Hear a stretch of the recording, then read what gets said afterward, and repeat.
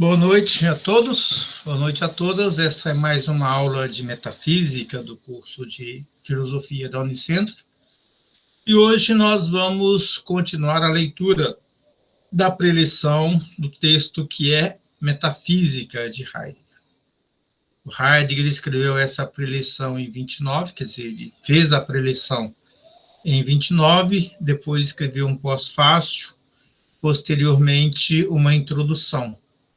Aqui nós vamos nos limitar à leitura da preleção em vista da temática do nosso curso.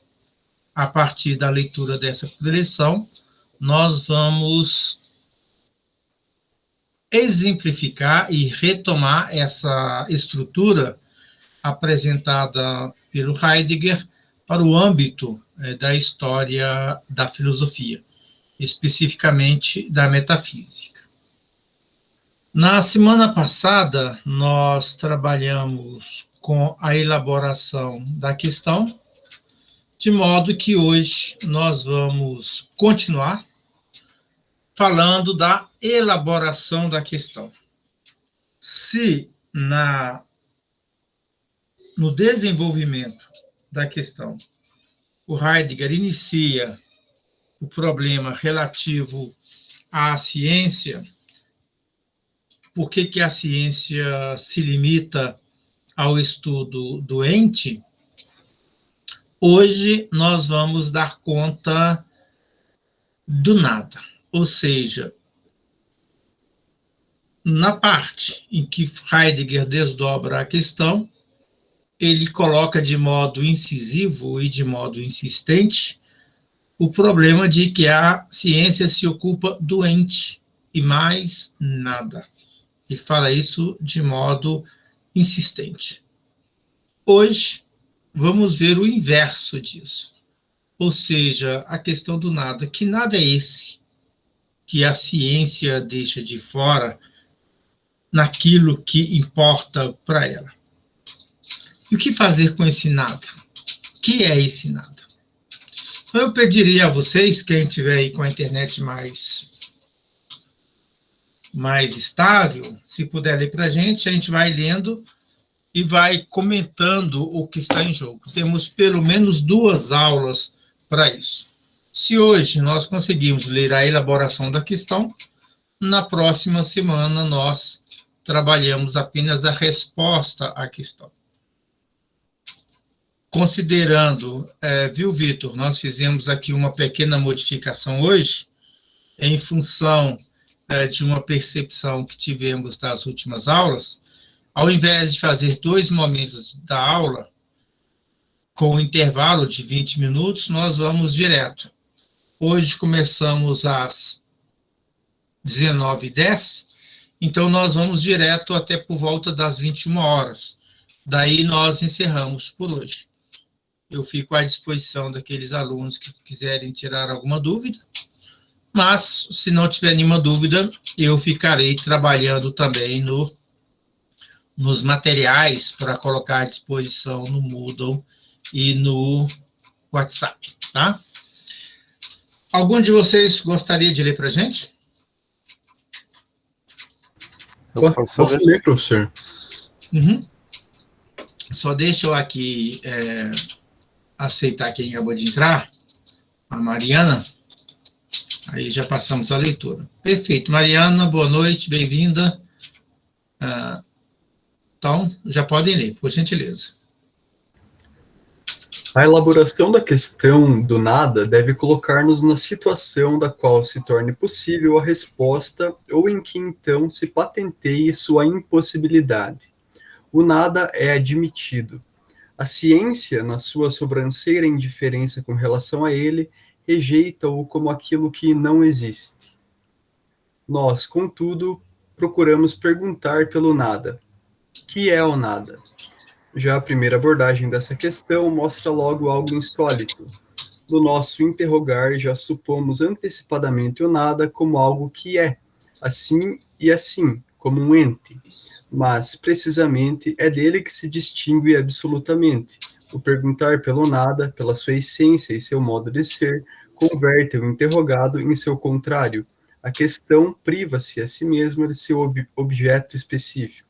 Ok, só antes da gente avançar, do que exatamente ele está falando?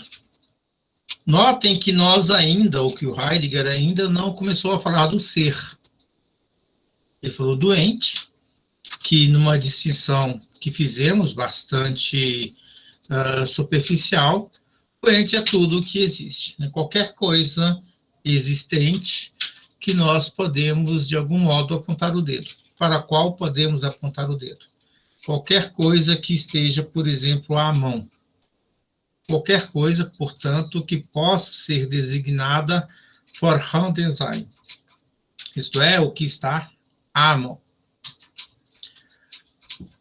Na questão propriamente teórica da sua discussão, o Heidegger começa por um diálogo com a ciência, ou pelo menos uma tentativa de diálogo com a ciência. Nesse diálogo, porém, o que é constatado? Que a ciência trata única e exclusivamente do ente. E mais nada. Ou seja, esse nada que a ciência sempre coloca de fora daquilo que é o seu objeto de estudo, não obstante para ela o fato de que isso não existe, ao nomeá-lo, ela está mostrando que há uma existência desse nada. Ela admite, de algum modo, esse nada. Contudo, ela rejeita. A palavra rejeitar aqui é importante. Ela tem, inclusive, uma origem psicanalítica. Nesse momento que Heidegger está escrevendo, em 1929, a psicanálise já tinha dado alguns passos importantes. Essa palavra rejeitar, que tem a ver com rejeição, significa basicamente incluir fora, aquilo que o Lacan chama de forclusão. Ou seja,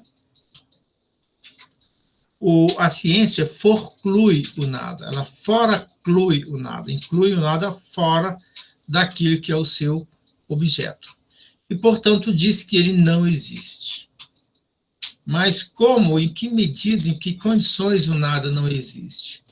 Ele não existe enquanto objeto daquela ciência que o inclui fora. Não me lembro agora se foi na turma de vocês que eu falei isso,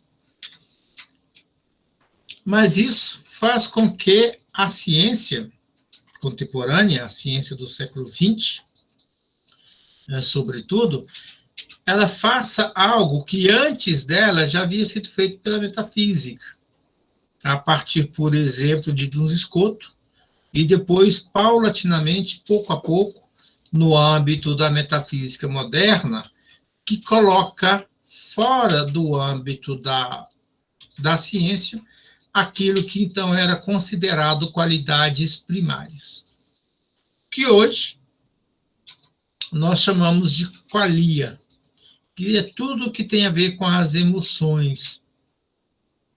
E, nesse sentido, também entra o nada, sobretudo numa acepção de nada bastante específica que o Heidegger vai retomar daqui a pouco, vai discutir daqui a pouco.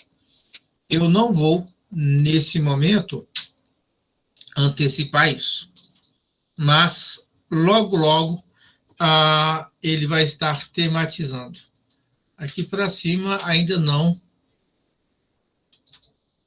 se apresentou, no que nós lemos na última semana.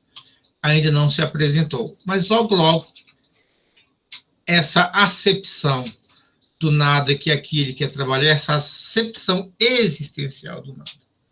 Se ser é um certo modo de ser e, portanto, é algo meu, como foi lido lá em Ser e Tempo, esse nada vai ter a ver com esse mesmo modo de ser, na medida em que, de alguma maneira, eu perder a dimensão desse ser. Mas, Vamos passo a passo com Heidegger. Então, a ciência rejeita o nada, porém, para rejeitá-lo, ela tem que admiti-lo de um modo. Ao admiti-lo, portanto, ela patenteia não só a sua existência, a sua impossibilidade, mas também, de algum modo, a sua possibilidade, já que ela o admite. Nesse sentido, como diz o Heidegger aqui no segundo parágrafo, não só no nosso interrogar, aqui o interrogar do Heidegger, mas no interrogar da própria ciência, algo está sendo suposto, que o nada é. Ora, se o nada é, ele, no mínimo, é algo próximo, é algo equivalente a um ente. Contudo, o nada se distingue absolutamente desse ente. Nesse sentido, perguntar-se pelo nada significa o que exatamente?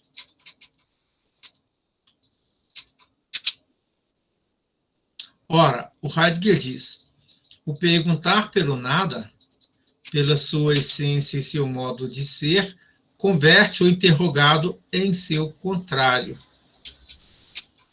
Ou seja, o nada passa a ser um ente. O nada passa a ser uma coisa. Como será isso? Se vocês tiverem interrogações, perguntas, aguardem um pouquinho. Vamos ler mais um pouco e depois vamos ver do que ele está falando e como que isso aparece para nós, para cada um de nós. Pode continuar.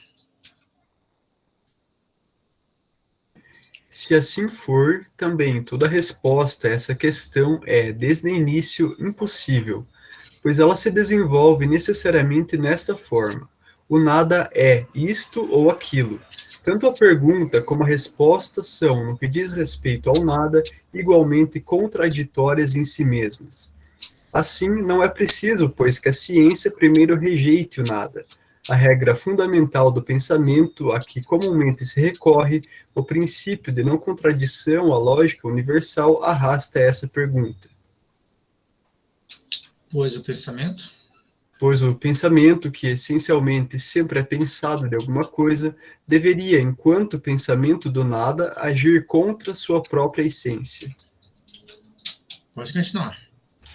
Pelo fato de assim nos ficar vedado converter de algum modo o nada em objeto, chegamos já ao fim com nossa interrogação pelo nada. Isto pressuposto que na questão a lógica seja a última instância, que o entendimento seja o meio e o pensamento, o caminho para compreender originariamente o nada e para decidir seu possível desvelamento. Mas é por acaso possível tocar no império da lógica? Não é o entendimento realmente o senhor nessa pergunta pelo nada? Efetivamente, é somente com seu auxílio que poderemos determinar o nada e colocá-lo como um problema, ainda que fosse um problema que se devora a si mesmo, pois nada é a negação da totalidade do ente, o absolutamente não ente. Com tal procedimento, submissos do nada sobre a determinação mais alta do negativo e assim do negado. A negação é, entretanto, conforme a doutrina dominante e intacta da lógica, um ato específico do entendimento. Como podemos nós pretender rejeitar o entendimento da pergunta pelo nada e até a questão da possibilidade da sua formulação? Mas será que é tão seguro aquilo que aqui pressupomos? Representa o não, a negatividade e com isso a negação, a determinação suprema a que se subordina ao nada como uma espécie de particular de negado? Existe o nada apenas porque existe o não, isto é a negação? Ou não acontece o contrário, decidido nem mesmo que chegou a ser formulado expressamente como questão? Nós afirmamos o nada é mais originário que o não e a negação. Ok. Então, veja só, o Heidegger parte da questão da ciência. A ciência trata do ente e mais nada. Ora, de tanto a ciência colocar isso desse modo, nós chegamos à conclusão de que a ciência, na medida em que ela estuda expressamente o ente e mais nada, a ciência, termina por patentear não só a impossibilidade desse nada enquanto objeto de estudo, mas a existência concreta do nada. Veja só, duas situações aqui. Quando a ciência patenteia, nas palavras do Heidegger, a impossibilidade do nada, a ciência, faz isso na medida que transforma o nada, ou a qualquer coisa, perdão, em objeto de estudo. Mas a transformação do nada em objeto de estudo da ciência é impossível. Por quê? Porque a ciência parte de uma lógica que só funciona, pelo menos a lógica formal, a partir do princípio de não contradição. O que diz o princípio de não contradição? Que eu não posso dizer de uma mesma coisa, sobre o mesmo aspecto e ao mesmo tempo, o mesmo e o não mesmo. Ou seja, eu não posso dizer que uma coisa existe e que não existe. Eu não posso dizer de uma coisa algo que implica na negação dessa própria coisa. Isto é, só pode existir, não, tudo aquilo que não se contradiz é possível. Portanto, o que se contradiz é impossível. Essa é a lógica que está por trás do entendimento científico. Ou seja, a impossibilidade de algo é dado ou é assumida, a impossibilidade é dada ou é assumida mediante a demonstração da contradição que existe nisso. Algo só pode ser objeto de estudo científico se passa, se é aceito, se não infringe o princípio de não contradição.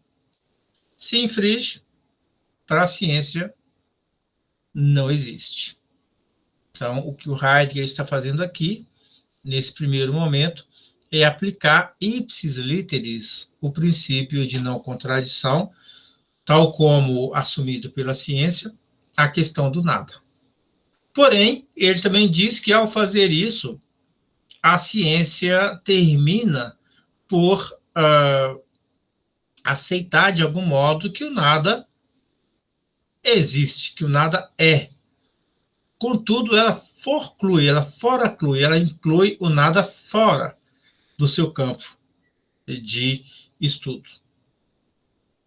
Então, podemos dizer o seguinte, que o nada não é objeto de um estudo, de um discurso causal, ou seja, de um discurso que só funciona via princípio de causalidade, que é a mesma coisa que dizer princípio de não contradição.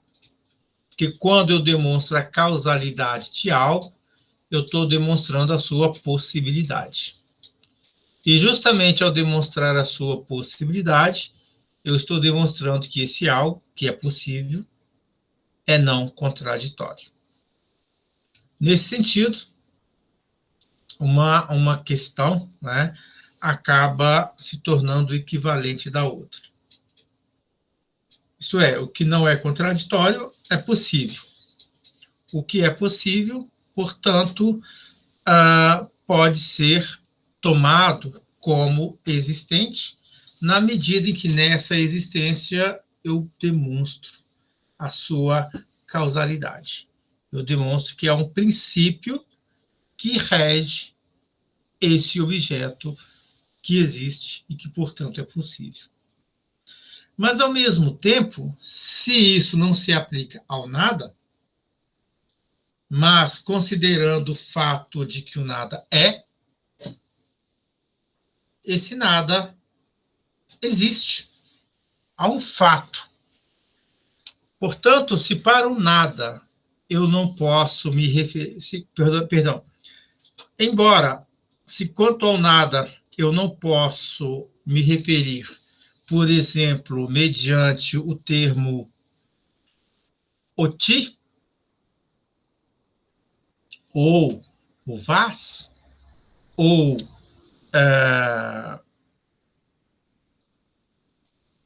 o what, que designam uma substância, que designam algo que existe e que pode, desse algo, ser apreendida a sua essência, do nada eu posso dizer que ele existe. Ou seja, que há um that, que há um das desse nada, há um fato da sua existência. E se há o fato dessa existência, no mínimo, essa existência tem um sentido. Eu não falo dela como eu falo de um ente, mas eu falo dela como algo que possui sentido. Do mesmo modo como eu falo do ser em um sentido hermenêutico, não meramente causal. Por isso que ser não é algo entitativo, porque não é algo derivado do ente, assim como nada também podemos dizer que não seria, nesse sentido, algo entitativo. Por isso, não é também da ordem do pensamento a possibilidade de uma mera negação do nada, ou o fato de um nada poder ser dito apenas enquanto derivado de uma operação lógica, portanto, a operação de negação. Ao contrário, é o nada que permite uma operação de negação enquanto tal, na medida em que a lógica, ainda que entitativa, mas porque fundado no princípio de não contradição, olha o não aí de não contradição, ela só pode fazer isso porque ontologicamente esse não e, portanto, essa negação da lógica se funda, portanto, em algo mais originário. Ou seja, o próprio nada, no sentido que aqui está sendo tematizado. O que surge, então, então, que nada é esse? Qual que é a sua natureza? Qual que é a relação que esse nada tem com a negação e, portanto, com a elaboração da questão metafísica? Qual que era a questão metafísica por excelência que nós debatemos nas últimas aulas? Por que há, em geral, o ente e não antes o nada? Então, será que é o ente que é mais originário? Ou será que é o nada? Vamos avançando. Mas se vocês tiverem alguma questão e quiserem fazer, fiquem à vontade.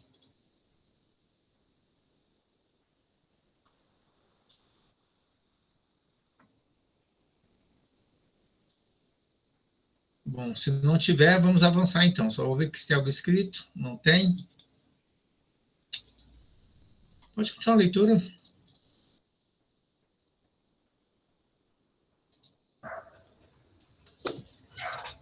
Se essa tese é justa, então a possibilidade da negação como atividade do...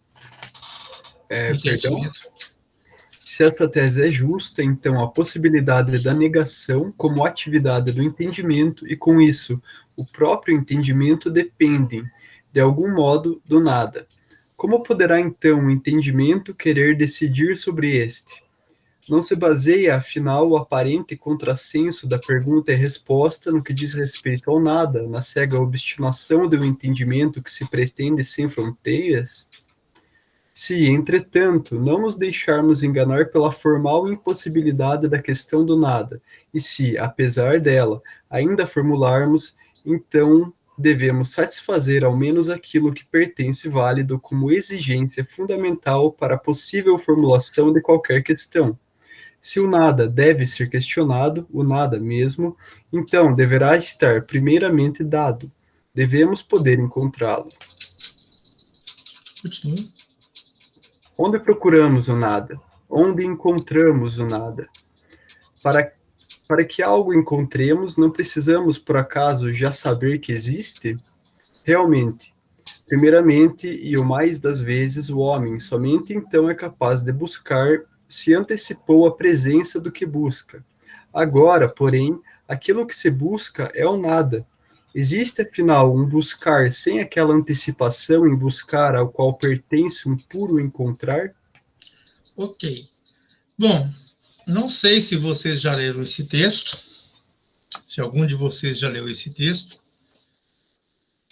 mas é interessante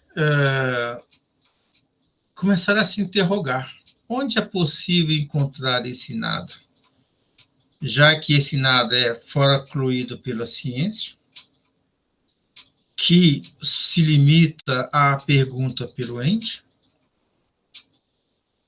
e dado que nós mesmos somos entes, se a ciência está certa, seria impossível que nós tivéssemos qualquer experiência com o nada ou a respeito do nada. Mas se nós podemos nos interrogar, tal como Heidegger está se interrogando, acerca do nada, então esse tipo de experiência, pelo menos, é possível. Mas se isso é assim, como encontrar esse nada? E se esse nada não está na ordem causal, mas na ordem do sentido, o que seria esse nada?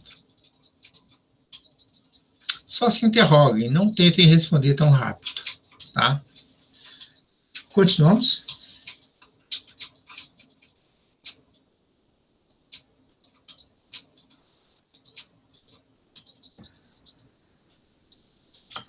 No seja como for isso, Isso. seja como for, nós conhecemos o nada, mesmo que seja apenas aquilo sobre o que cotidianamente falamos inadvertidamente. Podemos até, sem hesitar, ordenar uma definição, este nada vulgar, em toda a palidez do óbvio que tão discretamente ronda em nossa conversa. O nada é a plena negação da totalidade do ente. Não nos dará, por acaso, essa característica do nada uma indicação da direção na qual unicamente teremos possibilidade de encontrá-lo? A totalidade do ente deve ser previamente dada para que possa ser submetida enquanto tal simplesmente à negação na qual, então, o próprio nada se deverá manifestar. Ok. Então veja o que ele disse. O nada é a plena negação da totalidade do ente. Não é apenas a negação do ente, mas é a negação da totalidade do ente, quer dizer, do ente no seu todo. Nesse sentido, é como algo que aniquila o ente. Inclusive, alguém faz uma tradução desse tipo. Nada aniquila. Outros traduzem o nada nadifica. Tá? Isso é, o nada transforma o ente em nada. O nada é aquilo que, na sua relação com o ente, produz no ente o contrário desse ente. Quer dizer, transforma o ente em nada. Mas o que é que transforma o ente em nada? Que nada é esse?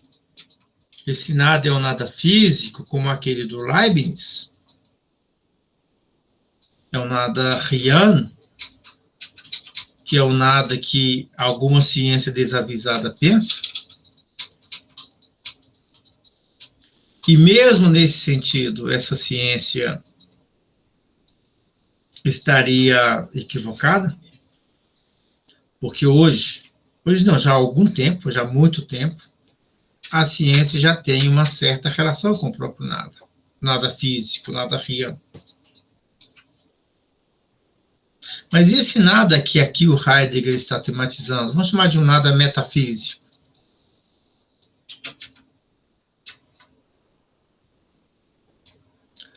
Em que medida esse nada nega a totalidade do ente? Em que medida nós podemos encontrá-lo? Se há algo como a totalidade do ente e essa totalidade é dada, nós falamos, por exemplo, de um mundo, não falamos? Agora, em certas condições, nós falamos, poxa, meu mundo acabou. As pessoas não falam isso em certas condições? O que significa dizer, nossa, meu mundo acabou, e agora? É uma certa referência a esse nada metafísico.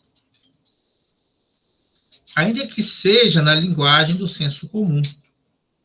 Mas é uma referência, é uma evocação desse nada. Então, pouco a pouco, nós estamos chegando perto desse nada. O que será esse nada? E o que ele pode nos dizer?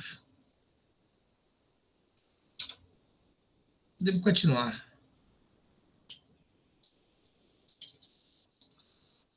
Mesmo, porém, que prescindamos da problematicidade da relação entre a negação e o nada, como devemos nós, enquanto seres finitos, tornar acessível para nós em si e particularmente a totalidade do ente em sua omnitude. Podemos, em todo caso, pensar a totalidade do ente imaginando-a, e então negar em pensamento o assim figurado e pensá-lo enquanto negado. Por esta via, obteremos certamente o conceito forma do nada figurado, mas jamais o próprio nada. Porém, entre o nada figurado e o nada autêntico não pode imperar uma diferença, caso o nada represente realmente a absoluta indistinção. Não é, entretanto, o próprio nada autêntico, aquele conceito oculto, mas absurdo de um nada com características de ente? Mas paremos aqui com as perguntas. Que tenha sido este momento derradeiro em que as objeções do entendimento retiveram nossa busca, que somente pode ser legítima por uma experiência fundamental do nada. Pode continuar. Tão certo como é que nós nunca poderemos compreender a totalidade do ente em si, e absolutamente tão evidente é, contudo, que nos encontramos postados em meio ao ente de algum modo desvelado em sua totalidade. E está fora de dúvida que subsiste uma diferença essencial entre o compreender a totalidade do ente em si mesmo e o encontrar-se em meio ao ente em sua totalidade. Aquilo é fundamentalmente impossível.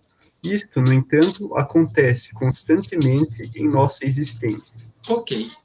Então, vejamos. É só uma pequena correção, onde está conceito forma, em função de um problema aí de, acredito eu, né?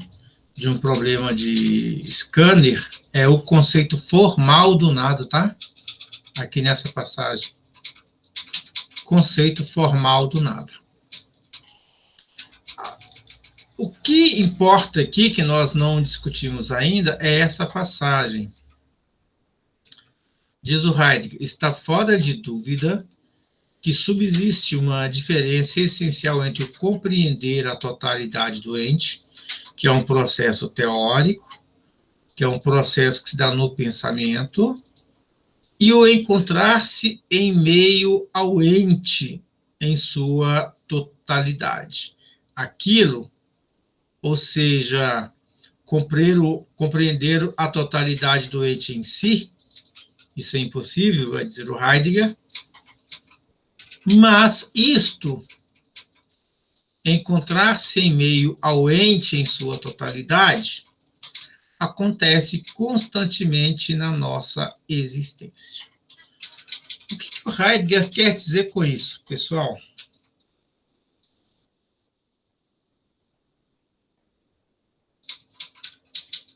Eu gostaria que vocês comentassem essa passagem.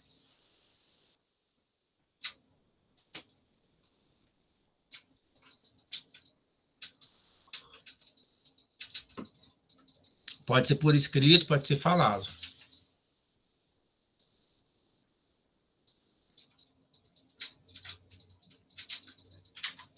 O que significa encontrar-se em meio ao ente em sua totalidade? E o que significa compreender a totalidade do ente em si?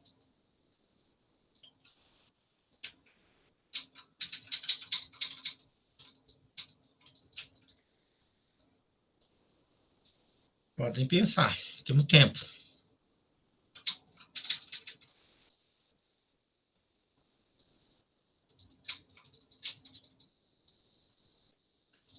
Veja só, compreender tem a ver com verstehen, o verbo alemão verstehen, que é compreender ou entender. Esse entender ou esse compreender, de um modo ou de outro, ele é feito pelo entendimento humano. E o que nós já vimos sobre o entendimento? O entendimento, de um modo ou de outro, ele é limitado. Ele tem que operar segundo o princípio de não contradição.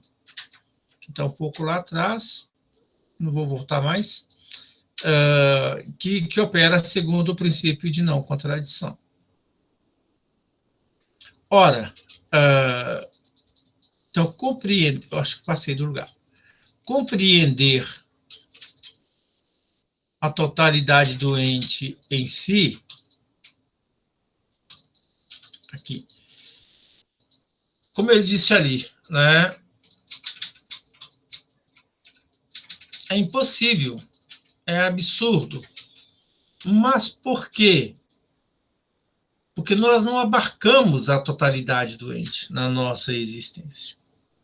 Na nossa experiência de mundo, nós não estamos fora do ente. Ok? Nós só somos o que somos porque nós, de algum modo, estamos equiparados ao ente. Mas nós não somos equiparados ao ente em si, ou à totalidade do ente.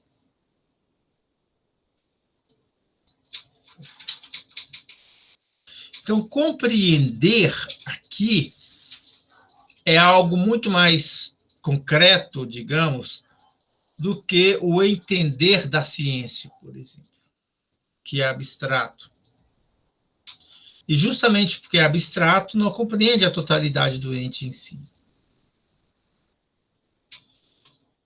Mas um compreender concreto, isto é, fundado na experiência de ser de cada um, também não dá conta de uma compreensão da totalidade do ente. Porque para compreendermos essa totalidade, teríamos que estar fora do ente. Mas estar fora do ente é justamente não compreender essa totalidade na medida que está fora. Ok? O que se compreende? Aquilo que eu posso colocar dentro. Eu tenho essa borrachinha aqui de câmera, eu vou compreender em sentido concreto. Eu coloquei ela dentro da minha mão. Agora, eu tenho o mundo. Eu vou compreender o mundo em pensamento. Eu vou colocar o mundo todo dentro do meu pensamento. É possível isso? Não. No máximo, eu vou me abstrair de certas situações do mundo e vou construir um sistema abstrato que representa esse mundo na totalidade. Mas é a representação do mundo, não é o mundo. É a representação do ente, não é o ente. Mundo é um dos entes, tá? Bom, mas aqui eu estou falando do ente em si. O que é o ente em si? Alguns dizem que o em si é a mesma coisa que o em geral. Os modernos fizeram isso. Mas o em si é muito mais do que o em geral. O em si é justamente aquela instância em que o ente permanece nele mesmo. Se eu disser que o em si é o ente em geral, eu estou dizendo que ele é abstrato. Mas se eu disser que o ente em si é o ente nele mesmo, e que, portanto, o ente, a totalidade do ente em si, é a totalidade do ente nele mesmo, eu não tenho outra saída senão concordar com Heidegger, que compreender a totalidade do ente em si é impossível. Mas, ao contrário, eu posso constatar pela minha própria experiência de mundo que eu me encontro em meio ao ente em sua totalidade. A gente pode fazer, inclusive, uma experiência quanto a isso. Por exemplo, cada um de vocês, observem o entorno de vocês. O que vocês percebem nisso?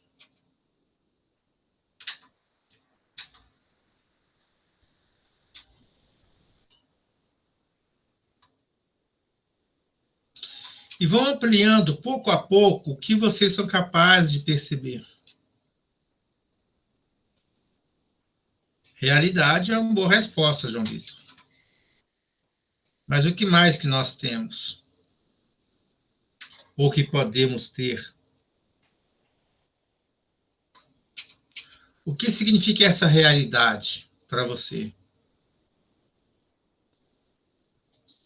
Porque a palavra realidade tem um problema.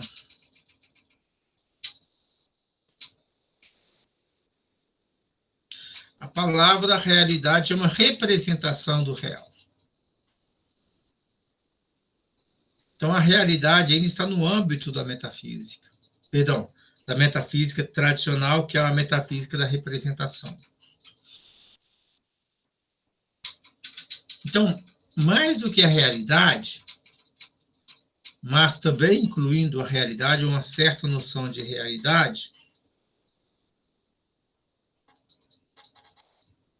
isso que nós vemos aqui, eu diria, tira a palavra possível que fica correto. Porque o possível, aqui, ó, o conjunto de objetos possíveis.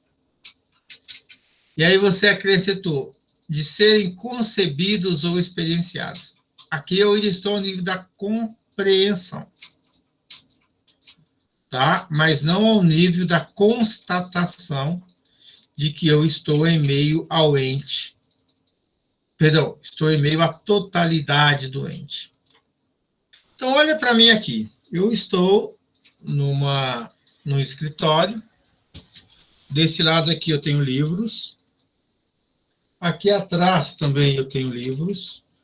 Aqui eu tenho um teclado de computador. Tenho celulares, coisas que aqui vocês não conseguem ver. Tenho meu suporte de celular. Aqui, lá na frente tem mais livros. Tenho meu filho estudando. Tem parede, olha. Tem parede por aqui. Então, podemos constatar que aqui eu tenho uma casa, uma residência. Eu estou dentro de uma residência. Essa residência está numa quadra do bairro. É só sair lá fora e constatar. Tem algo mais ainda. no bairro, eu sou numa cidade, num estado, num país, em um planeta, em um sistema solar, em uma galáxia.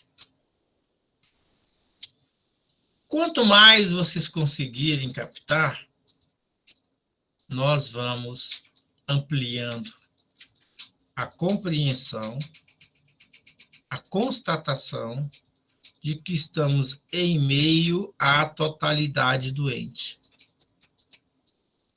Agora, por mais que nós descrevamos tudo que está fora de nós e no qual nós nos encontramos, há uma outra dimensão que também nós precisamos transcrever, que tem a ver com essa própria experiência enquanto experimentada, enquanto experienciada do lado de dentro de nós mesmos.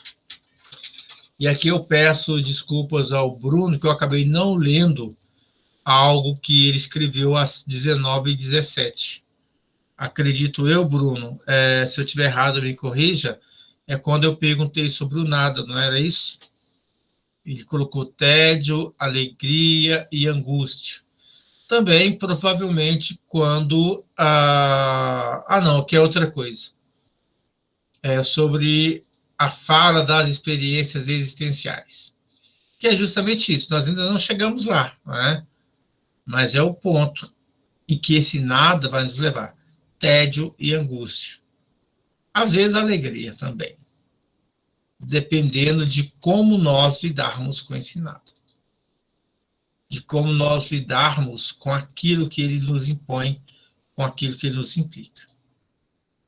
Mas antes disso, nós precisamos dar conta dessa constatação da qual eu estou falando. Então, veja, tudo que nós conseguimos experienciar constitui nosso mundo. Esse mundo que nós vivemos, o mundo vivido, é um mundo que é formado por nós. Esse mundo não preexiste a nós. Há sim um certo mundo que preexiste a nós. Mas a partir do momento em que nós nascemos, nós começamos a formar o nosso próprio mundo. E há pessoas que participam do nosso mundo. Em que medida nós participamos dos mundos dessas pessoas, não sabemos concretamente. Mas sabemos que participamos em alguma medida. Bom, esse tipo de relação tem a ver justamente com isso que o Heidegger está chamando de encontrar-se em meio ao ente em sua totalidade.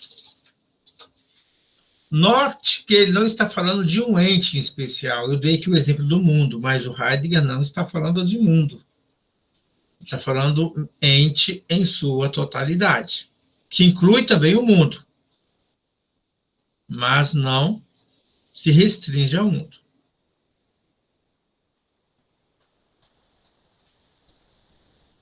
Mas só por esse exemplo nós já podemos perceber, então, a diferença entre compreender a totalidade do ente e encontrar-se em meio ao ente em sua totalidade.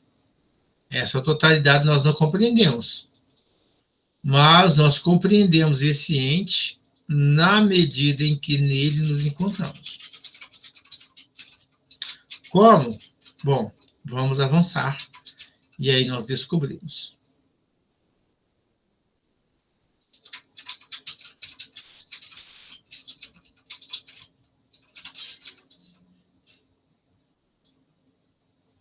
Bom, só um minutinho, acho que eu perdi algo aqui.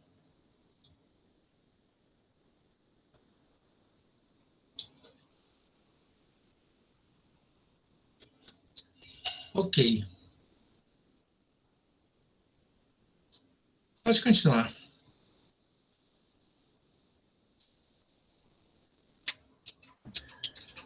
gente parou no mesmo, porém isso. Isso. Mesmo, porém, que precisa. Acho que essa parte já foi, professor. O mesmo, porém? Isso. Ah, é verdade, é verdade. É porque eu vi aqui a experiência, o nada deverá se manifestar, e aqui a experiência do nada. E eu só descrevi o processo, né? Então é verdade. Então é o tom certo, eu estava em dúvida, eu coloquei aqui e tirei. Pode ser até querido, viu?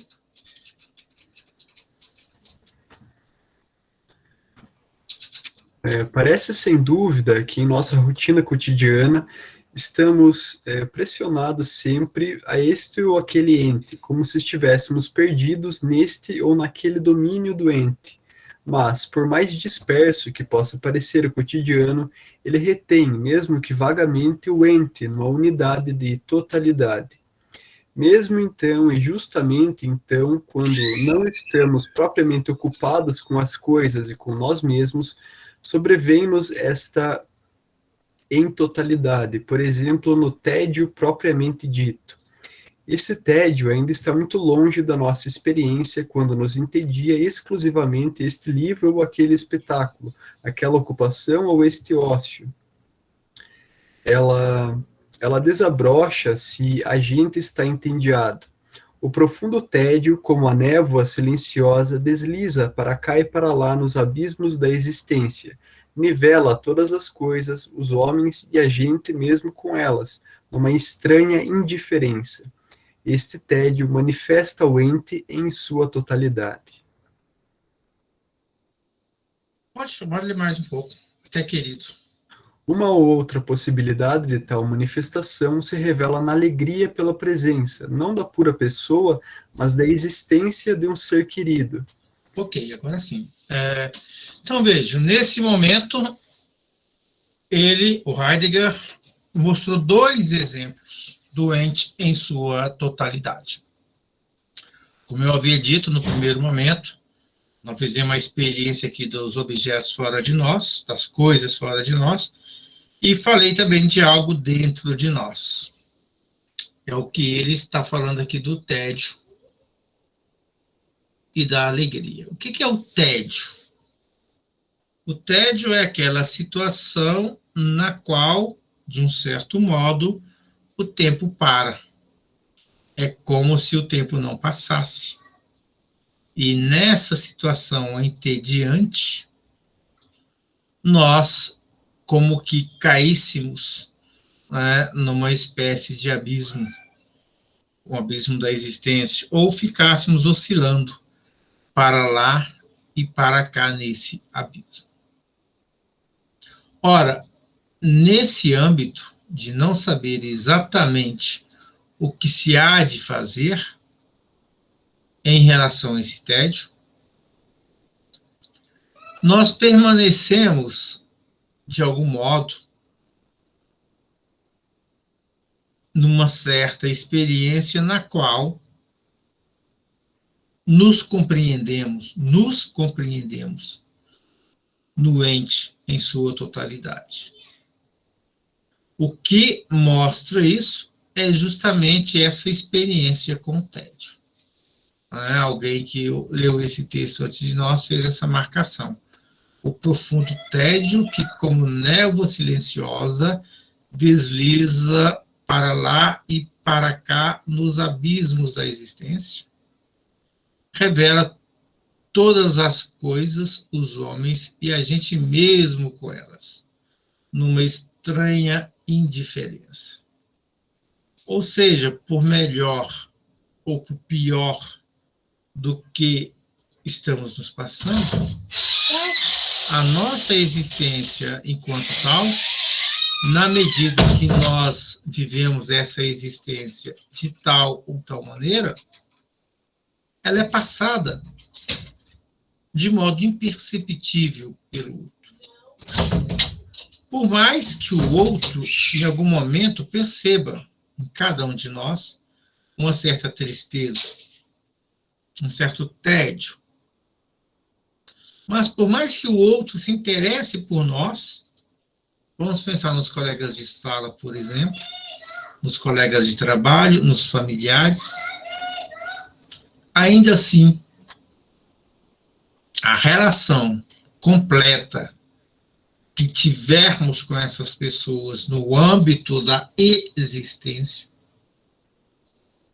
será incomensurável para essas pessoas aquilo que nós estamos vivendo, assim como será incomensurável para nós o que elas, essas pessoas, estão vivendo. Por isso que ele diz, o profundo tédio que, como névoa silenciosa, desliza para cá e para lá nos abismos da existência, nivela todas as coisas, coloca no mesmo nível e, portanto, produz indiferença. Hoje, particularmente, eu estava atendendo uma pessoa que teve um ente querido falecido, e essa pessoa me contava que, saído de um certo lugar, encontra com uma outra pessoa que tinha perdido o pai, se eu não me engano. E conversaram ali por 2 ou 3 minutos. Foi quando a pessoa disse, você também perdeu um parente.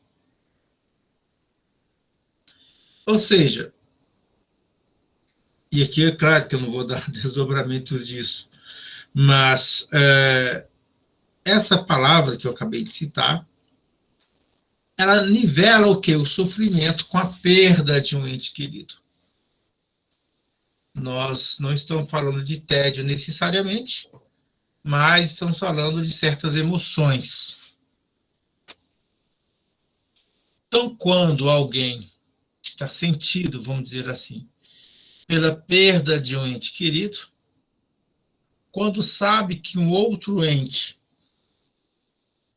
com quem ele tem uma certa proximidade também perde um ente querido, é como se as coisas se nivelassem, que eu não consigo passar. É como se as coisas se nivelassem. E, portanto, nós temos o direito agora de sermos indiferentes. Que é o que acontece na maioria dos casos na vida humana. E o que é a indiferença? Que tipo de experiência ela nos manifesta? Porque se o tédio manifesta o ente em sua totalidade,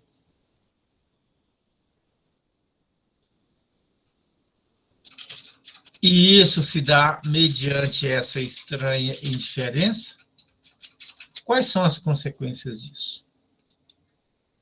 O mesmo se diga em relação à presença.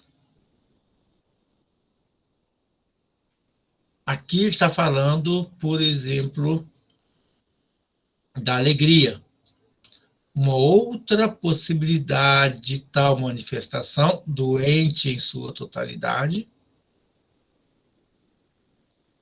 se revela na alegria, pela presença da existência. Olha, presença da existência.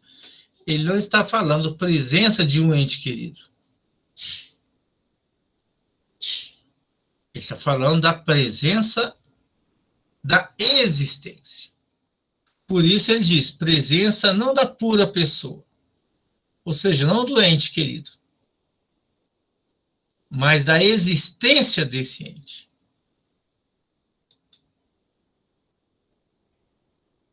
Vocês conseguem perceber essa diferença?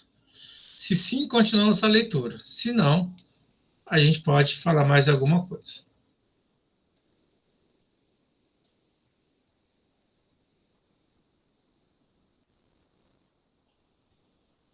Continua para a gente? Eu queria só fazer uma Sim, questão, sim. professor, se possível. Não, fique à vontade. O senhor disse que o tédio ele produz a indiferença. O Uhum. que seria, sem querer sair tanto do texto, né, claro, mas o que seria essa produção de indiferença? Vamos lá. O que é tédio para você? Me diz aí eu parto disso. Pode ser essa situação onde o tempo não passa, né? Parece que o tempo para. Ou seja, certos finais de semana. As pessoas geralmente sentem muito tédio no final de semana, certo? O que geralmente as pessoas fazem no final de semana, sobretudo quem mora sozinho?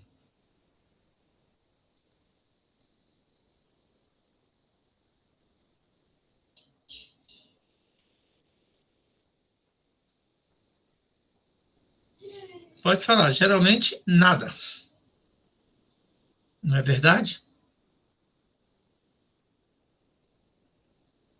E quanto menos fazemos, menos rápido o tempo passa. Ou seja, do ponto de vista da duração, o tempo dura mais e mais. Agora, dependendo da nossa condição de tédio, da nossa condição tediosa, pode estar acontecendo mil coisas do nosso lado. Mas, para nós, é como se não tivesse acontecendo nada. Por exemplo, sábado teve uma manifestação. Estava todo mundo nas manifestações Brasil afora pedindo fora Bolsonaro. Agora, naquelas manifestações todas, independente das questões que levaram as pessoas ali, dentro de cada pessoa estava havendo uma série de situações.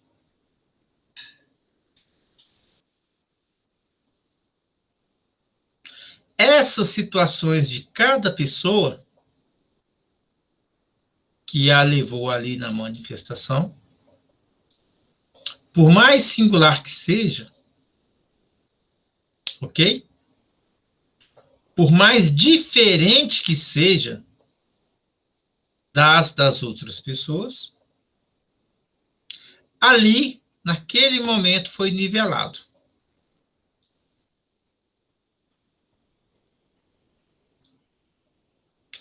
Então, ali, naquele movimento,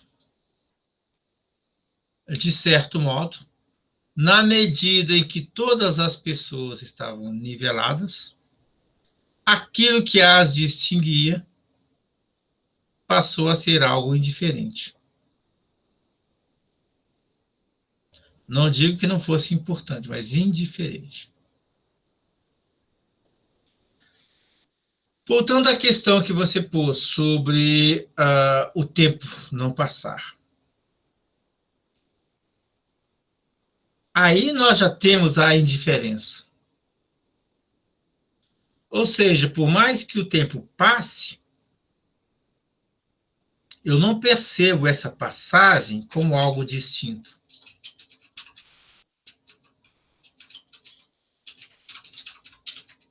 No caso do final de semana, é como se eu não fizesse nada no final de semana que fosse digno de uma distinção. Mesmo que a pessoa poste no Facebook, no Instagram, o seu almoço ou o seu jantar.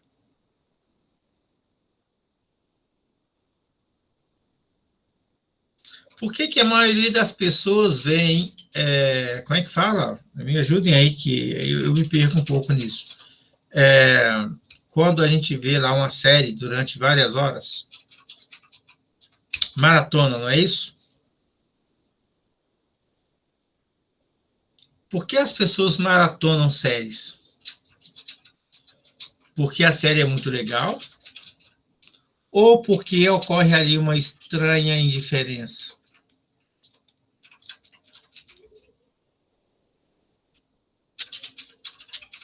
em relação ao que está acontecendo ao redor dessa pessoa, no mundo dela.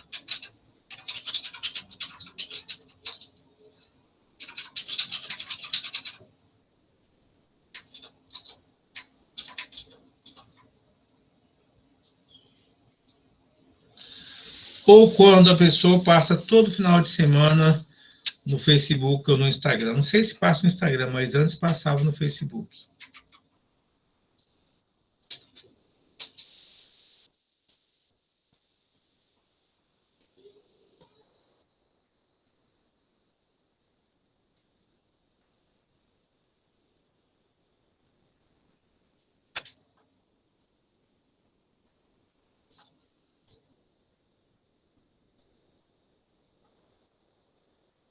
Está fazendo sentido?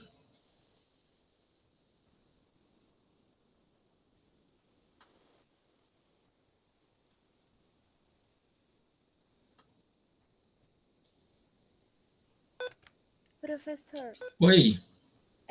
mas, tipo, passar, por exemplo, maratonar uma série também é uma forma de estar entediado?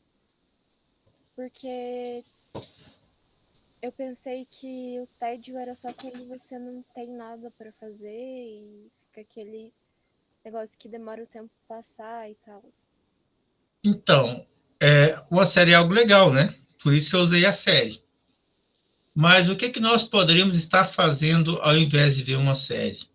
Ou que série nós vemos e conseguimos, com essa série, fazer algo diferente?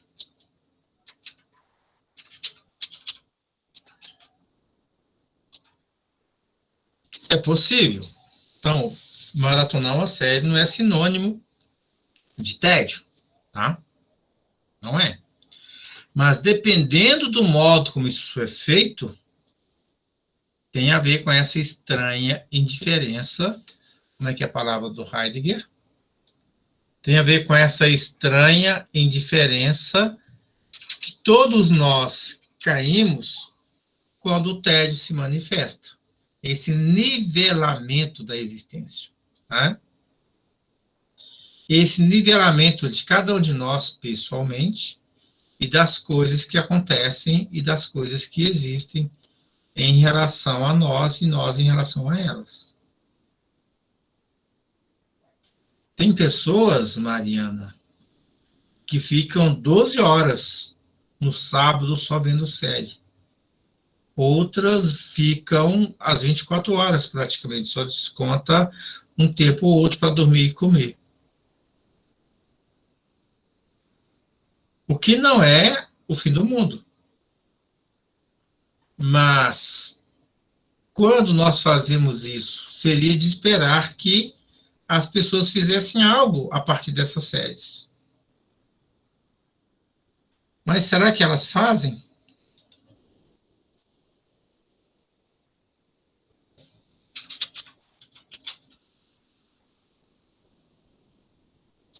Acredito que não muito, né? Infelizmente. Porque se elas fizessem algo, elas estariam fazendo algo diferente. Entende? Elas estariam fazendo algo diferente. Aí não teria tédio. Mas o tédio se instala nesse exemplo que a gente está dando, justamente pelo fato de que ela está ali para que a coisa passe logo. Mas não passa. É como se a série, ou não toda a série, não é isso que estou querendo dizer, mas naquele contexto, para aquela pessoa, é como se a série fosse um modo mais rápido de lidar com aquele tédio. Fosse o modo mais adequado de lidar com aquele tédio.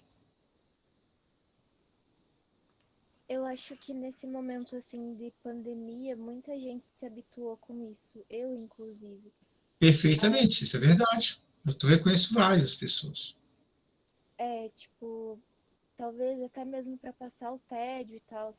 Aí, no caso, esse nivelamento, assim, é possível que a gente se habitue com isso, né?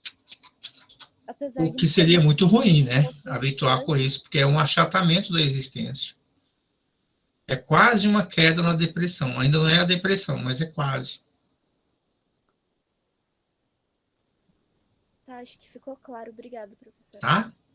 Eu que agradeço pela pergunta. Bom, então vamos voltar à leitura.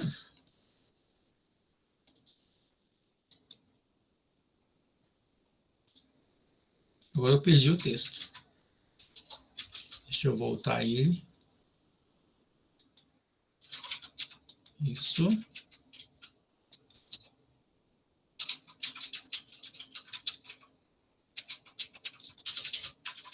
Eu acho que estamos concluindo o texto já também, viu? Então, podemos dar continuidade.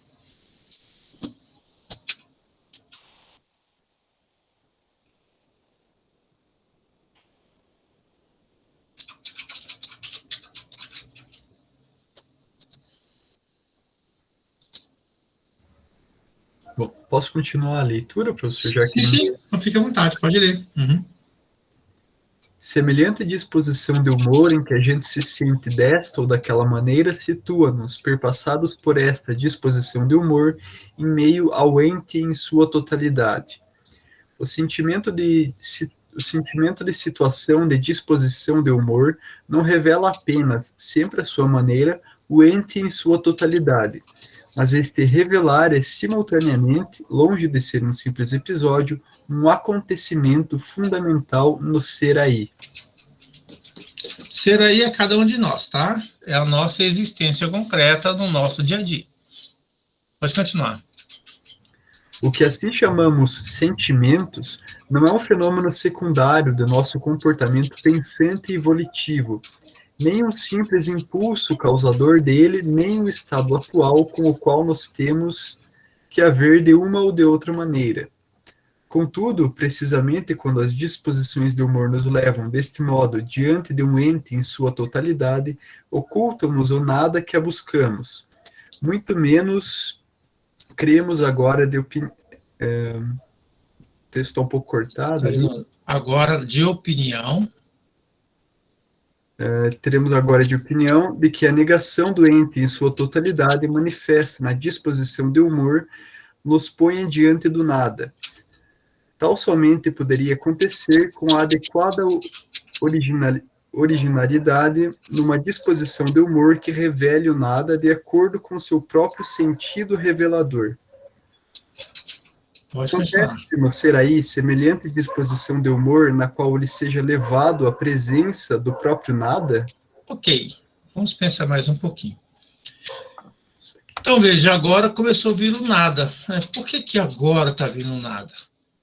Note que depois de falar do tédio, ele fala de sentimento, né? Sentimento de situação da disposição de humor. Depois ele fala acontecimento fundamental de nosso ser aí.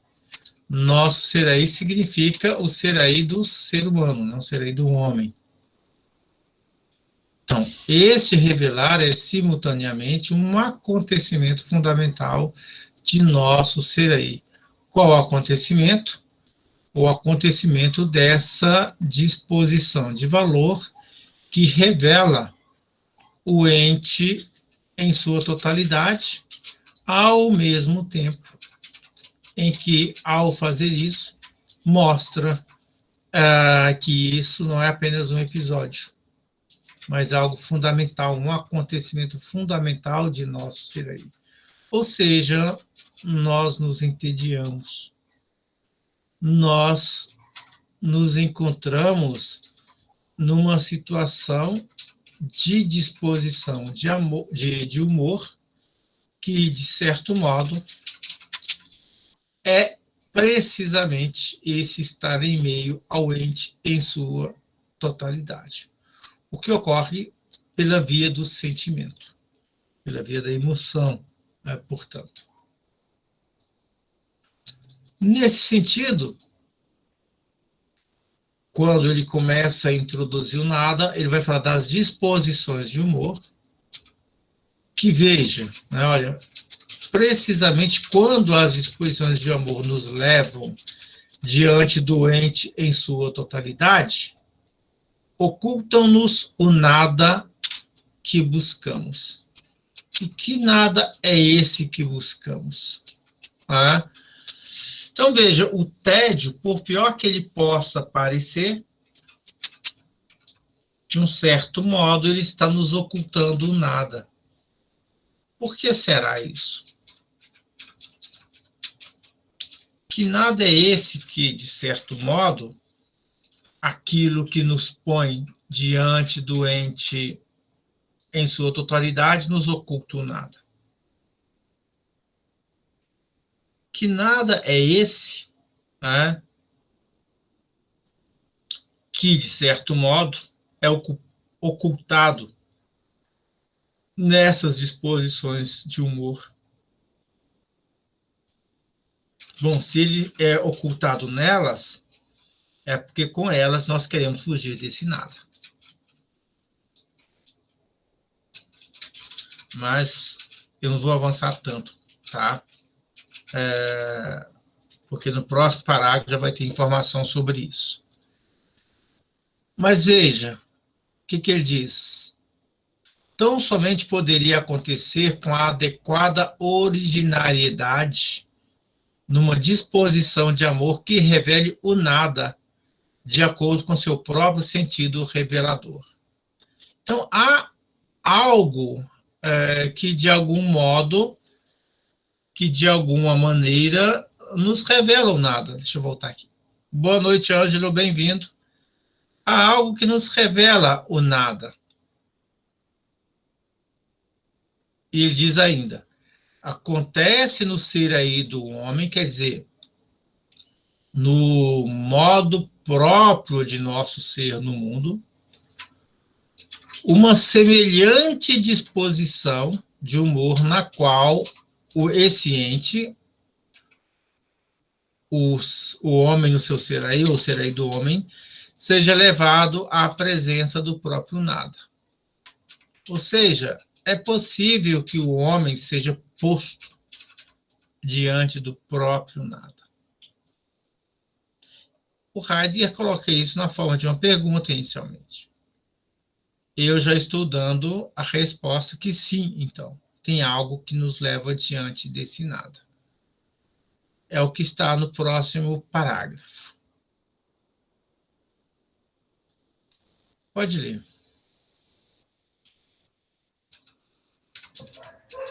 Este acontecer é também possível e real, ainda que bastante raro, apenas por instantes na disposição de humor fundamental da angústia. Por esta angústia, não entendemos a assaz frequente ansiedade, que, em última análise, pertence aos fenômenos do temor que com tanta facilidade se mostram. A angústia é radicalmente diferente do temor.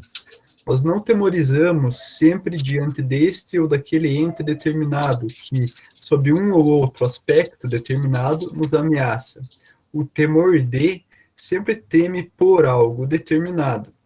Pelo fato de o temor ter como propriedade a limitação do seu de e de seu por, o temeroso e o medroso são retidos por aquilo que nos amedronta. Ao esforçar-se por se libertar disto, de algo determinado, torna-se quem sente o temor inseguro com relação às outras coisas, isto é, perde literalmente a cabeça. Vou continuar. A angústia não deixa mais sugerir uma tal confusão. Muito antes, perpassa-se uma estranha tranquilidade. Sem dúvida, a angústia é sempre angústia diante de. Mas não angústia diante disto ou daquilo. A angústia diante de é sempre angústia por, mas não por isto ou por aquilo. O caráter de indeterminação daquilo diante de e por que nos angustiamos, contudo, não é apenas uma simples falta de determinação, mas a essencial impossibilidade de determinação.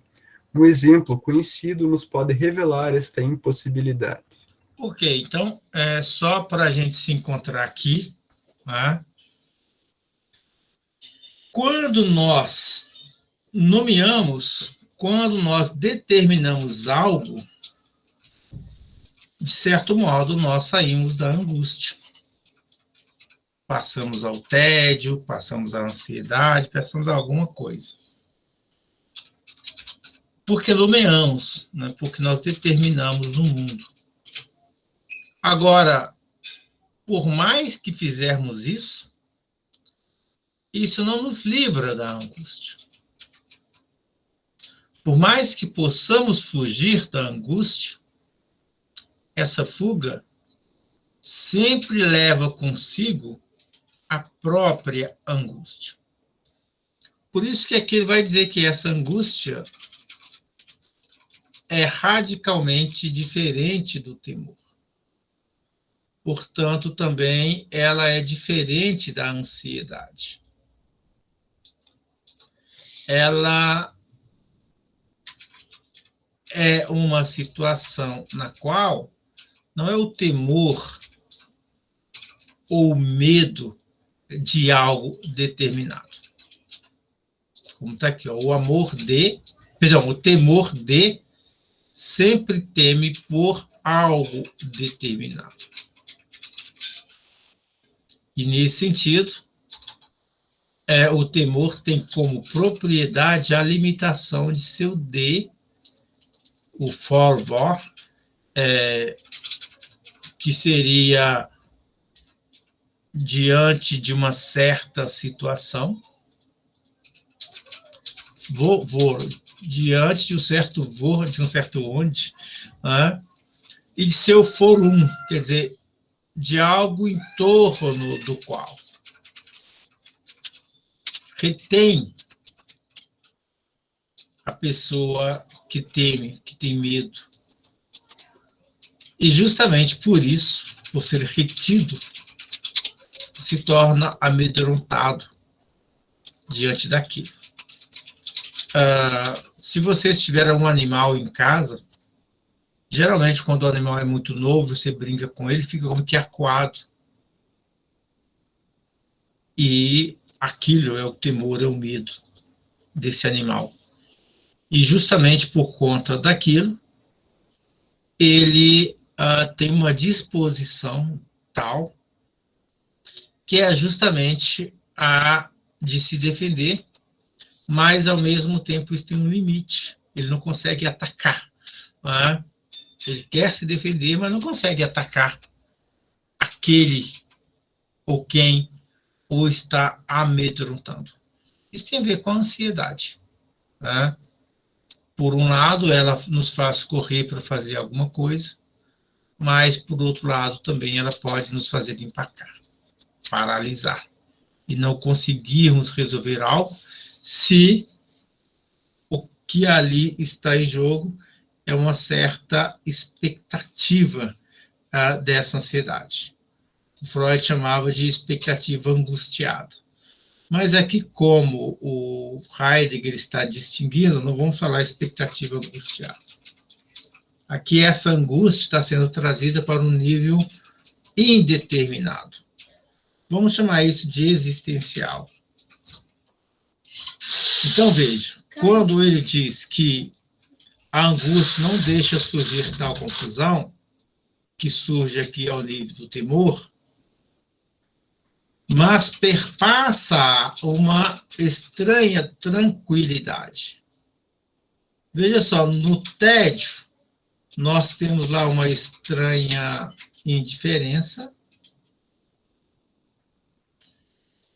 e aqui, na angústia, nós temos uma estranha tranquilidade. Onde que está o estranha tranquilidade? Uma estranha tranquilidade. Ele vai dizer, a angústia é sempre angústia diante de, não disto ou daquilo, ou seja, não tem algo determinado nos angustiando. Portanto, nesse caso, a angústia não tem a ver com medo. Não tem a ver com esse ansiar-se por, ou esse ansiar-se diante de.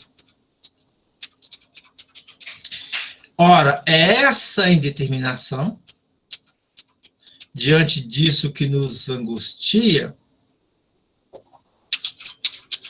que faz com que algo aqui diferente se coloque.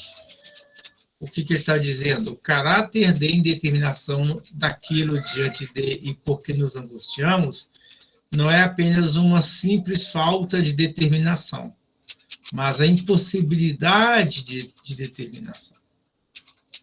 Ou seja, não há como determinar o que angustia.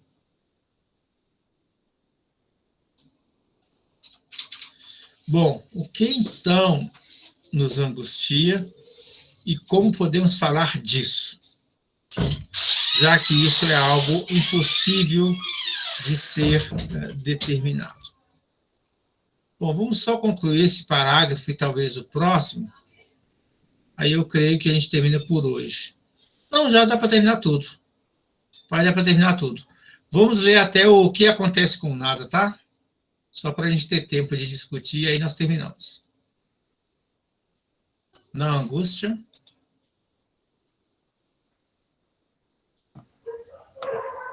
Na angústia, dizemos nós, a gente sente-se estranho, o que suscita tal estranheza e quem é afetado por ela. Não podemos dizer diante de que a gente não podemos dizer diante de que a gente se sente estranho. A gente se sente totalmente assim. Todas as coisas e nós mesmos afundamos numa indiferença. Isso, entretanto, não no sentido de um simples desaparecer, mas em se afastando elas, se voltam para nós. Esse afastar-se doente em sua totalidade, que nos assedia na angústia, nos oprime. Não resta nenhum apoio. Só resta e nós sobrevém, na fuga doente, este nenhum. Ok. Então, veja. O que nós encontramos aqui agora? Lá em cima, ele falava do tédio que manifesta o ente em sua totalidade, certo? E nesse manifestar-se do ente em sua totalidade, no tédio, ou através do tédio, via tédio, nós tínhamos aquela indiferença. Agora, o que é que nós percebemos? É que esse ente em sua totalidade, na medida em que ele nos assedia, e, portanto, na medida em que dele nos afastamos,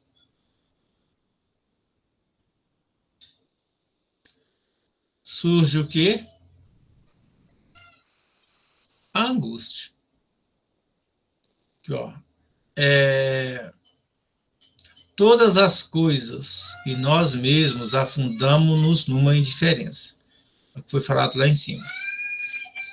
Isto, entretanto, não no sentido de um simples desaparecer, mas em se afastando, elas, as coisas, se voltam para nós.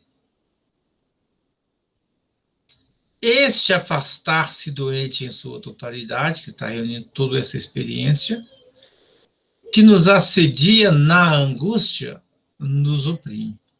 Então, esse assédio doente em sua totalidade se dá precisamente na angústia. E podemos dizer como angústia. Ainda que ao nível da indiferença, o que apareça seja o tédio. Ainda no tédio, nós acabamos determinando, por conta do ente em sua totalidade. Né? Mas, no afastar-se desse ente em sua totalidade, que é o que nos assedia, o que nós encontramos é a angústia. E, nesse sentido, ficamos sem apoio. Ficamos desamparados. Nessa medida, só nos resta um apoio. Desculpa. Nessa medida, só resta e nos sobrevém a própria fuga doente. Ou nenhum. O que é o nenhum? Nem um. Não um. Ou seja, esse nenhum é o quê? O nada. Esse nenhum apoio. Não ter nenhum apoio é estar suspenso no nada. Estar desamparado é estar suspenso no nada. Estar na angústia é estar suspenso no nada. Por isso ele vai dizer a angústia manifesta o nada. Bom, vamos concluir então. A gente fecha por hoje.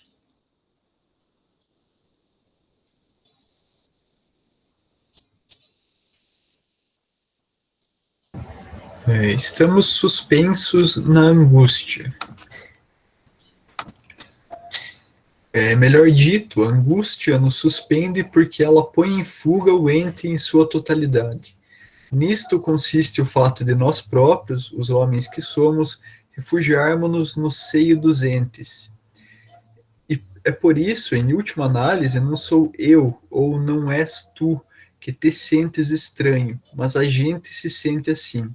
Somente continua presente o puro ser aí no estremecimento desse ser suspenso, onde nada há em que apoiar-se.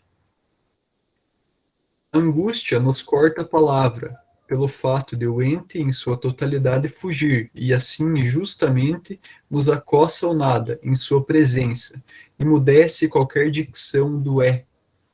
O fato de nós procurarmos muitas vezes, na estranheza da angústia, romper o vazio silêncio com palavras sem nexos, é apenas o testemunho da presença do nada.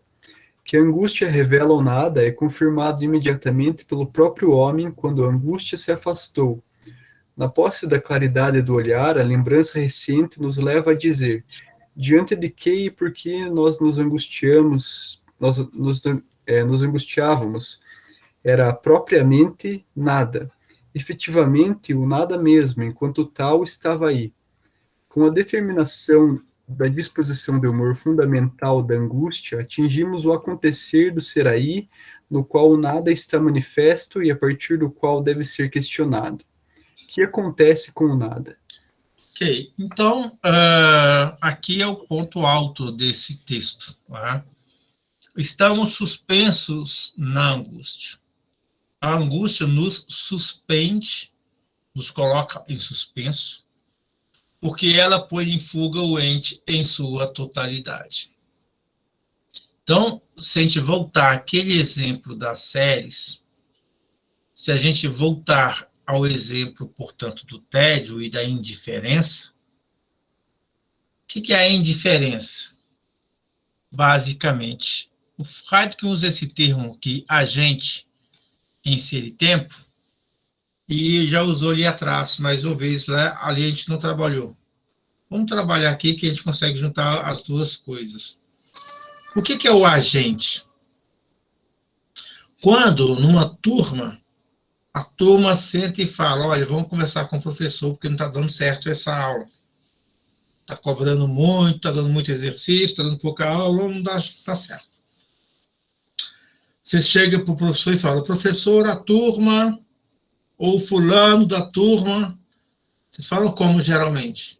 Professor, a gente se reuniu. Não é isso? Na maioria das vezes, é ou não é? Ou você está numa mesa de bar, a gente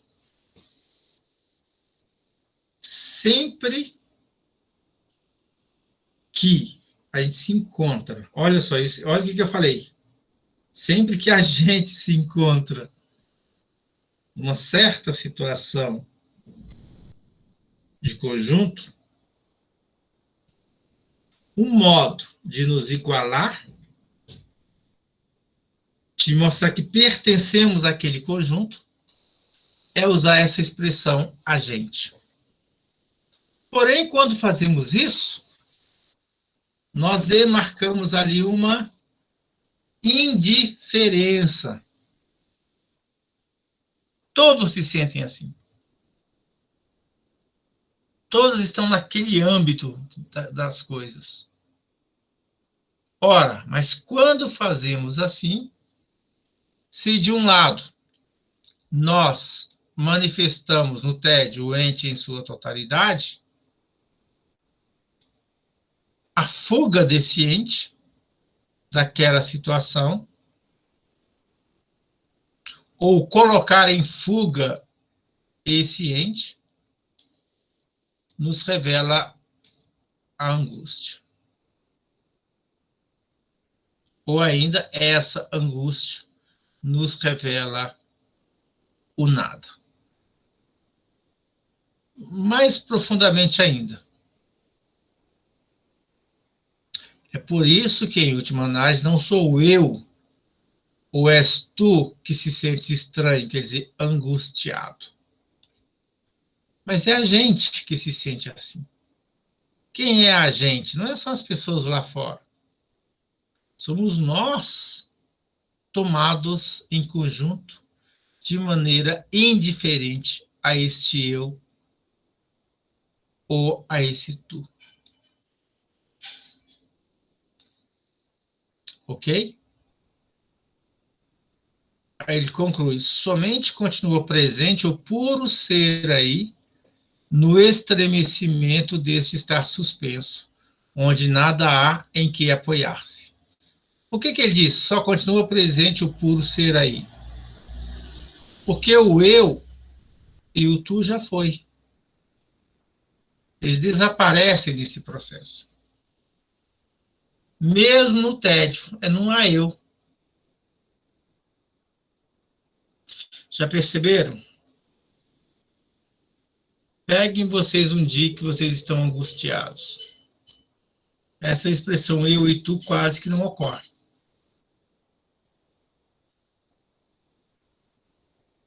Se duas pessoas angustiadas no mesmo lugar, aí que não ocorre esse eu ou esse tu. Ou você, né? A gente falar de modo mais abrasileirado, do Paraná para cima. A angústia nos corta a palavra. Ou seja, na angústia, nós parece que não temos o que dizer. Vai sobrar o quê, então?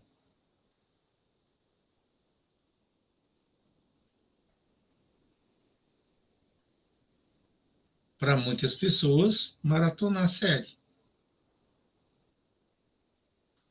Repito, não estou dizendo que isso é ruim, mas é uma saída, é um modo de afugentar esse ente em sua totalidade. Mas que só revela a angústia.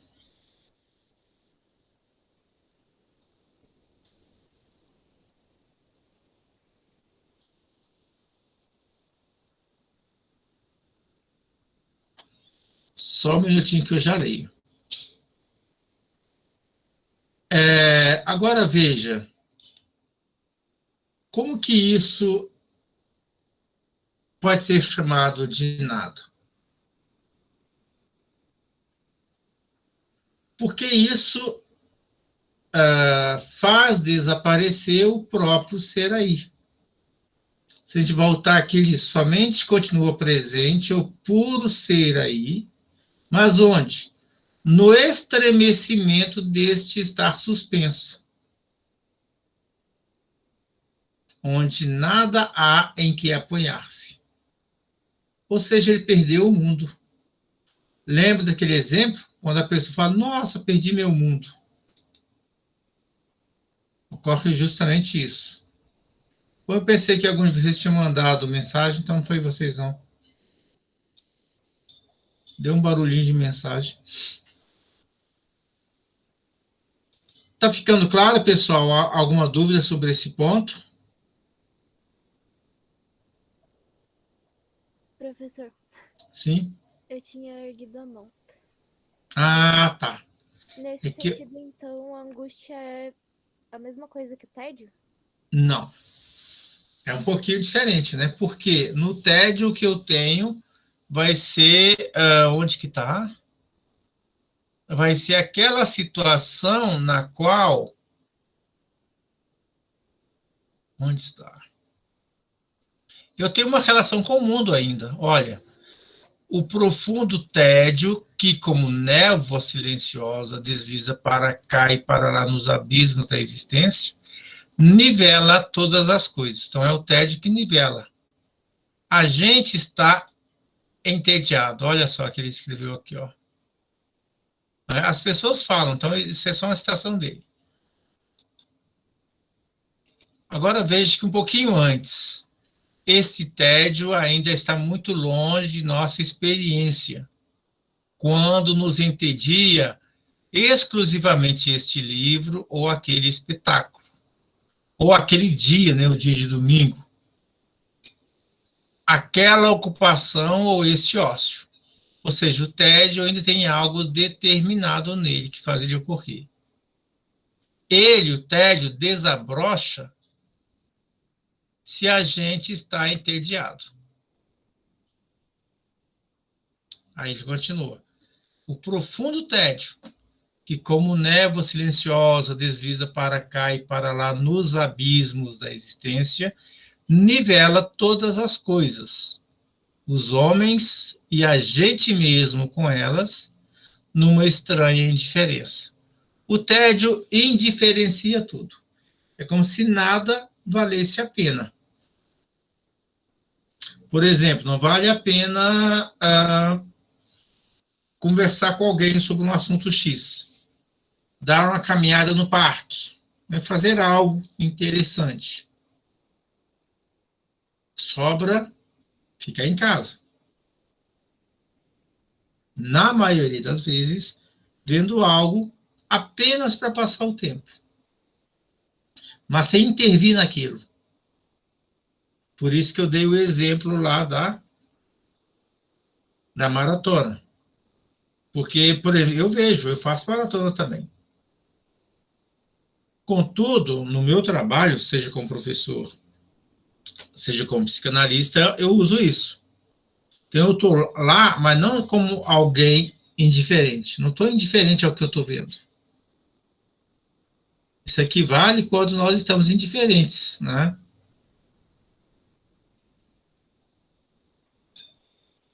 É como aquela pessoa que trabalha, mas sem prestar atenção no trabalho. Vocês já perceberam isso? A pessoa que é displicente está trabalhando ali, mas está toda indiferente. Se pergunta alguma coisa, a pessoa não sabe. Então, ela está fazendo algo, mas aquele algo que ela está fazendo não tira ela do tédio. É um mero passatempo indiferente. Agora, ou que produz indiferença. Agora, na angústia, tem um negocinho aqui que não estou deixando passar.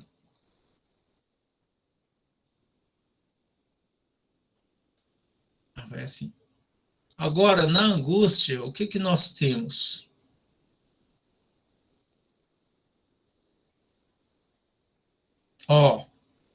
A angústia é sempre angústia de. Angústia diante de. Angústia por. 3 pontinhos sempre. Não por isto ou por aquilo. Essa é a diferença dela em relação ao tédio. Com o tédio, eu faço aquilo que eu estou fazendo, mas de maneira indiferente.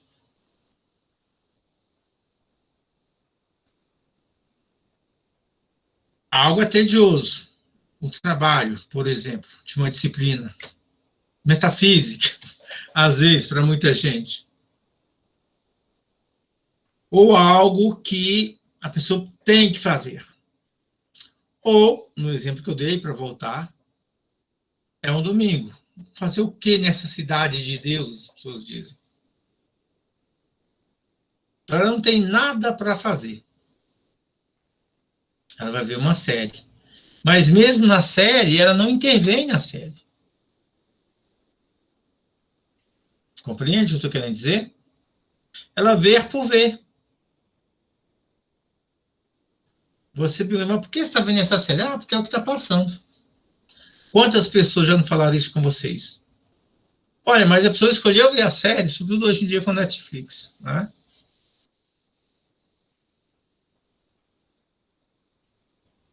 Ela não tem necessariamente um elemento distintivo para ver aquilo. Às vezes vê porque está todo mundo vendo. Ela não se sente estranha vendo aquela série. Ela se sente indiferente. Agora, na angústia, há uma estranheza, ainda que haja o agente, olha. A gente sente-se estranho.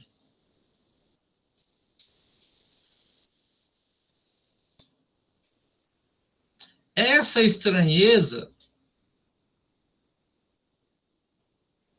tem a ver com o quê?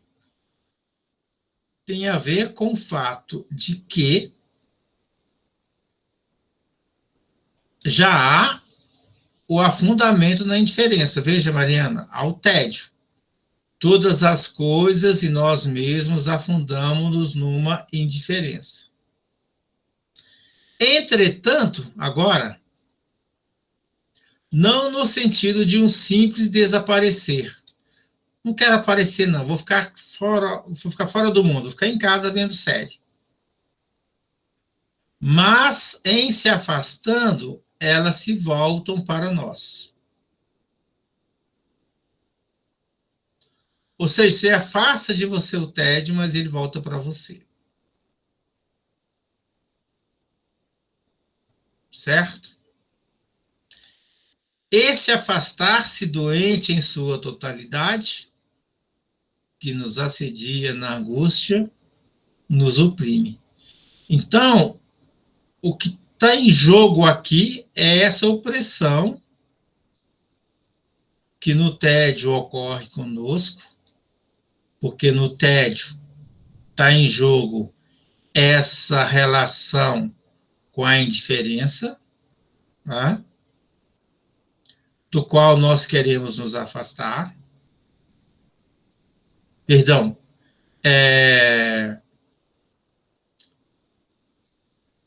Esse ente em sua totalidade do qual queremos nos afastar, porque é ele que produz essa indiferença. Esse jogo para lá e para cá nos oprime. E nele nos sentimos desamparados, sem nenhum apoio. Portanto, nos sentimos o quê? No nada. Ou nos sentimos um nada. No tédio ainda não há esse sentimento de nos sentir um nada. De nos sentirmos no nada. Na angústia, sim.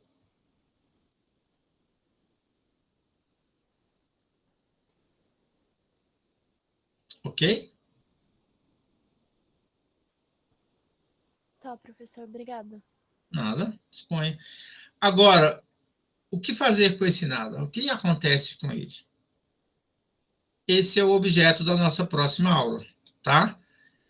A gente havia combinado aqui, antes de chegar você, Mariana, e antes de chegar o nosso... Cadê ele? Eu esqueço os nomes de vocês. O Ângelo, que a gente ia direto, tá?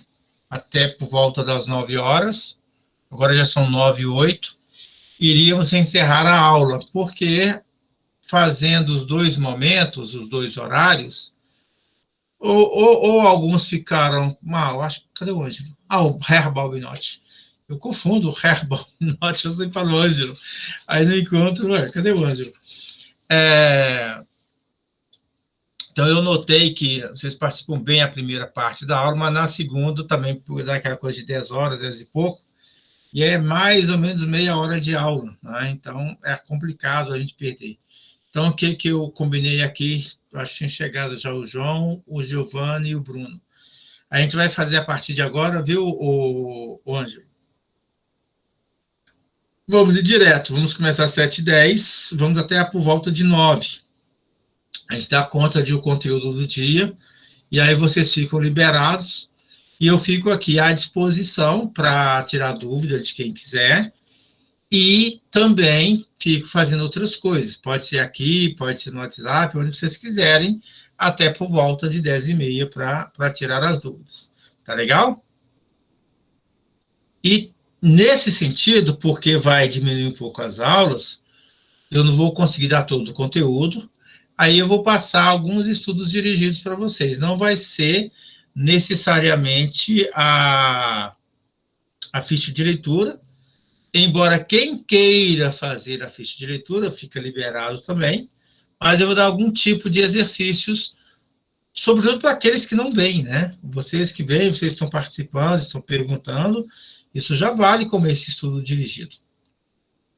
Mas, sobretudo para esses que não vêm, para eles não perderem o conteúdo desse que a gente vai acabar não passando. Mas isso eu vou elaborar ainda, vou ver como que nós vamos fazer, porque, em princípio, eu não queria fazer isso, não. Eu só queria que a gente desse a aula normal nesses 2 horários e vocês fizessem o trabalho científico. Mas eu notei na semana passada que talvez, para mais à frente, esse modelo vai se esgotar. E se eu já percebi isso na semana passada, é melhor que a gente faça essa modificação. Então, nós vamos fazer mais ou menos 2 horas de aula, 7h10, 9h10 aproximadamente, e aí encerramos, vocês vão ter a janta de vocês, eu vou ter a minha, mas eu fico à disposição ainda, tanto aqui como no WhatsApp, para vocês tirarem dúvida. A única diferença é que vamos ter aqui 1h30 de aulas a menos, aproximadamente, ou 1 hora, pelo menos, a menos, e vai ter esse, vou chamar de estudo dirigido, tá? Que vai ser o equivalente à ficha de leitura, mas vai ser uma pergunta ou outra, para vocês irem fazendo, para eu notar o quanto vocês estão avançando junto com o texto, avançando junto com o autor. E vocês podem usar isso para os trabalhos científicos de vocês. É só juntar no trabalho científico depois. Tá legal? Mais alguma dúvida de algum de vocês? Então, fiquem à vontade, porque agora já estamos no final. Então, ok. Ok, para você também, Marina? Sim, professor, Justamente, João Vitor, essa é a nossa ideia. Né? Porém, também, o que eu notei na semana passada? Ler durante 2 momentos é cansativo. Sobretudo porque é online, né? Tá legal? Então, um grande abraço para vocês que estão presentes aqui, também para quem está vendo a aula gravada. Essas modificações das quais eu falei, eu vou colocar também por escrito no WhatsApp. Eu não vou colocá-las no... que é o nome do negócio? No Moodle, porque no Moodle eu ainda não coloquei nada. Tá? Então, o que eu vou colocar lá no Moodle já vai ser essa nova forma. Tá legal?